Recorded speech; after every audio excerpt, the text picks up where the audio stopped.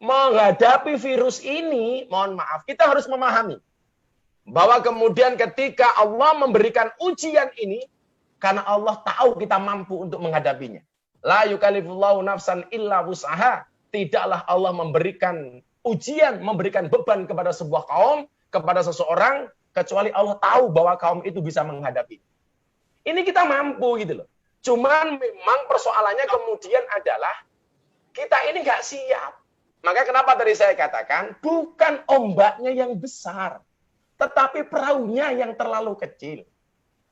Maka kita nggak boleh kemudian panik ketika Allah memberikan ujian kepada kita. Allah tidak memerintahkan kita untuk memikirkan ujian itu dengan penat, tapi Allah memerintahkan kita untuk sabar dan sholat. Maka wasta'inu bis-sabri was-shalah. Minta tolonglah kamu dengan sabar dan sholat. Maka ketika berbicara Nabi Nuh, siapa mereka yang pada akhirnya selamat? Orang-orang yang siap, Mas Ibin. Orang-orang yang siap. Maka warga Trenggalek, warga Jawa Timur, warga Indonesia ini harus benar-benar kita siapkan. Ini kan nggak siap. Begitu muncul istilah berdamai dengan corona. Coba Pak Wagub lihat, mal, pasar, semuanya penuh. Padahal bahasa berdamai dengan corona ini sangat ambigu. Sangat ambigu. Sebenarnya yang dimaksud dengan berdamai dengan corona itu apa sih? Satu sisi saya susah, karena begitu muncul istilah berdamai dengan corona, jalan, pasar, mal menjadi penuh. Tapi di satu sisi saya juga senang. Senangnya di mana? Berarti orang Indonesia itu orang yang mampu. Buktinya begitu dilonggarkan, mereka masih bisa belanja ke mal, masih bisa ke pasar. Jadi hari ini orang yang mengatakan mereka miskin itu bohong. Ternyata warga kita mampu kok, mau lebaran masih bisa ke pasar kok. Jadi yang perlu kita siapkan hari ini adalah kesiapan kita untuk menghadapi ujian ini. Maka kita belajar dari orang berpuasa. Orang berpuasa itu lapar, haus, dahaga. Nggak enak. Tapi kenapa orang berpuasa itu mampu bersabar? Kalau masih ini bulan puasa, masuk kamar makan nasi padang, minum cendol, keluar dari kamar, pura-pura lemes. Itu nggak ada yang tahu kok. Wah, masih pin poso kayak. Buktinya kok lemes. Tapi kenapa orang berpuasa itu mau bersabar? Jawabannya ternyata sederhana. Kenapa orang berpuasa itu walaupun haus, lapar, dahaga, dia bersabar? Karena orang berpuasa yakin adzan maghrib pasti datang. Yakin adzan maghrib pasti datang. Maka di sini ketika kita menghadapi corona, belajarlah sabar kepada orang berpuasa. Makanya puasa itu meningkatkan derajat dari orang beriman menjadi bertakwa. Perintah berpuasa, Allah gunakan bahasa iman. Al-Baqarah 183. Ya ayyuhalladzina amanu. Apa target goal yang akan diperoleh orang berpuasa? La'allakum tattaqun. Menjadi orang yang bertakwa. Lah jalan untuk menjadi takwa itu ternyata dengan menggunakan cara puasa. Nah, maka saya sampaikan. Puasa itu dalam Al-Baqarah 183 bahasanya as-shaum. Dalam bahasa lainnya asyam. Artinya adalah al-imsak, menahan diri. Lah bangsa ini hari ini butuh menahan diri. Ketika pemerintah mengatakan stay at home, kita tahan diri. Menahan diri dari apa dalam konteks berpuasa? Menahan diri dari perbuatan buruk. Makanya orang puasa itu kita diajarkan untuk menahan diri tidak berbuat jelek. Kalau toh kemudian kita tidak bisa berbuat baik, minimal ojo tumindak elek. Lah ora iso dadi relawan Covid, minimal ojo nambah-nambahi tugasnya pemerintah. Ojo nambah-nambahi tugasnya medis. Kalau kamu nggak bisa menyembuhkan, minimal jangan jadi pasien. Disuruh di rumah saja. Osora manut, ngeyel. Malah saya ditanya, Gus Miftah itu lebih takut Allah apa corona? Iki jenenge jaka sembung makan nasi pinco, nggak nyambung, Cok. Nggak nyambung. Ini bahasanya kalimatul hak yuridu biha batil. Kelihatannya bahasanya ini hak tapi batil. Orang pengen memamerkan keimanannya. Ini loh, saya tidak takut dengan corona, saya hanya takut dengan Allah. Ini pemahaman yang salah. Pemahaman yang salah. Maka kita menahan diri. Menahan diri. Maka bulan puasa kemarin itu, Pak Bupati, itu asik. Orang berbuat baik diiming-imingi, dikasih ganjaran 1000 kali lipat.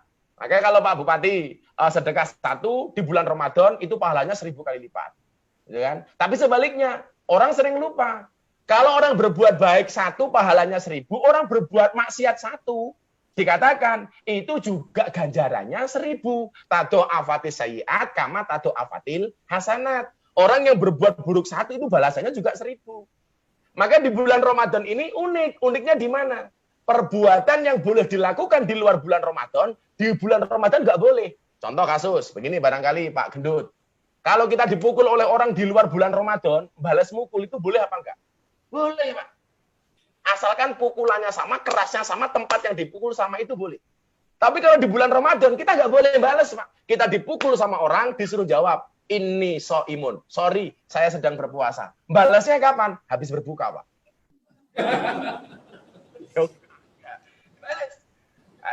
Tapi bulan Ramadan ini enggak. Lah, pertanyaannya begini. Saya pengen kemudian ini mengurai sedikit tentang puasa sampai kemudian kita menjadi bertakwa sehingga kita menghadapi corona ini tidak gerusa-gerusu. Siap, enjoy dengan ketakwaan kita. Pertanyaannya barangkali begini, Gus. Untuk menjadi pribadi yang bertakwa, kenapa kita harus berpuasa? Derajat dari iman kepada Islam. Dan uniknya, perintah Allah untuk berpuasa itu tidak ditujukan kepada orang Islam, tapi orang beriman. Ya ayyuhalladzina amanu. Bukan ya ayyuhalladzina aslamu. Kenapa? Karena iman itu pasti Islam, kalau Islam belum tentu iman. Saudara Wagub dikatakan Islam gampang. Buka KTP nama Emil Dada agama Islam. Percaya orang Pak Emil ini Islam, KTP-nya. Makanya KTP-nya Islam saya doakan masuk surga, ya. KTP-nya. Ya kan? Ibu-ibu pakai jilbab, orang percaya Anda muslimah. Oh, pakai jilbab. Tapi ketika seseorang itu dianggap beriman, tidak bisa dibuktikan secara fisik. Jadi, orang beriman ini tidak bisa dilihat secara fisik. Apakah orang beriman itu yang sudah rambutnya putih kayak Pak Gendut? Enggak. Gitu kan. Pak Gendut ini malah sudah meninggalkan dunia hitam ini kan. Rambutnya putih semua soalnya. Gitu. Enggak. Apakah orang beriman itu dilambangkan dengan jenggot seperti saya? Enggak. Jenggot ini hukumnya sunnah, enggak wajib. Apakah orang beriman itu dilambangkan dengan jidat yang hitam? Ini juga pemahaman yang kurang pas. Orang-orang zaman ashabikunal awalun, zaman Kanjeng Nabi dan para sahabat itu banyak yang jidatnya hitam. Kenapa? Karena mereka sholatnya di atas pasir yang berkerikil. Masjid di Nabawi itu belum ada karpetnya, belum ada keramiknya, belum ada sajadahnya. Maka lumrah kalau sujud batuknya hitam. Tetangga saya ini jidatnya hitam bukan karena sujud, dikeplaki bojone. Nah, itu jadi orang beriman itu ciri-cirinya kemudian dikatakan dalam Al-Anfal ayat 2, idza dzukirallahu wajilat qulubuhum wa idza tuliyat alaihim ayatuhu zadadhum imanan wa ala rabbihim yatawakkalun. Ini perlu saya sampaikan. 1, ketika disebutkan asma Allah bergetarlah hatinya. Ini yang sering saya sampaikan pengajian saya di dunia malam. Ternyata anak-anak kafe, anak-anak klub malam itu kalau dengar orang ngaji nangis. Maka kalau saya ngaji sama mereka ketika melihat mereka nangis, saya ikut-ikutan nangis. Kenapa saya nangis? Apakah karena saya ingat dosa? Enggak, saya gengsi. Anak dunia malam saja nangis, masa saya enggak? Karena mereka punya iman, kan? Kemudian yang kedua, wa idza tuliyat alaihim ayatuhu zadathum. Ketika ditunjukkan tanda-tanda kebesaran Allah, bertambahlah imannya. Termasuk corona ini. Ini tanda-tanda kebesaran Allah. Allah mengatakan begini, Kak, halah, kamu dengan corona kayak gitu aja sudah panik. Itu padahal baru sekian dari kekuasaanku. Kan? Maka kemarin ketika orang mengatakan sudah beribadah di rumah, enggak usah ngaji dulu, enggak usah berjamaah dulu, dan lain sebagainya, orang marah-marah. Gimana kita enggak boleh sholat di masjid? Alah, dul. Awakmu ra dihimbau wis ra tau ning masjid kok apa dihimbau. Wah, ya aneh. Wah, enggak boleh ibadah. Nah, selama ini kamu enggak dihimbau saja enggak pernah ke masjid kok.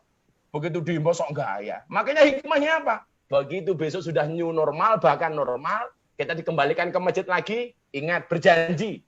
Jangan pernah sia-siakan masjid. Jangan lagi tinggalkan masjid. Jangan lagi tinggalkan majelis taklim. Jangan sampai ini terulang lagi. Gara-gara kita terlalu jauh dengan masjid. Gara-gara kita terlalu sering melupakan majelis taklim.